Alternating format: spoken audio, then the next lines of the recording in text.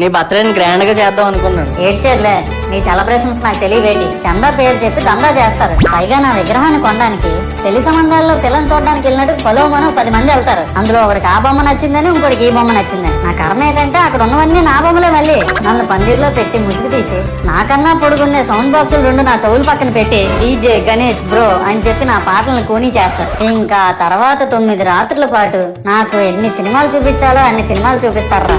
బా బా బా బా, మునిగినంత వరకు మనశ్శాంతి ఉండదురా బాబు నాకు. అంటే ఆ మాత్రం హడావడి లేకపోతే నీ గొప్పతనం 10 మందికి ఆ తెలుసా స్వామి? ఇవన్నీ నీకు గొప్పలాగా ఉన్నాయారా? చూడు మహేష్, పిడికిడంత పసుపు ముద్దలో నేనున్నానని భావించి మనస్ఫూర్తిగా దండం పెట్టుకో చాలు. ప్రతి సంవత్సరం పెరగాల్సిందే నా విగ్రహాల యొక్క పొడవు కాదు, మానవుని యొక్క బుద్ధి. నన్ను నమ్మి ముందడుగేయు, నిన్ను నమ్మిన వారిని వెనకడుగేయకుండా చూడు. జై బోలో గణేష్ మహారాజ్ కి జై.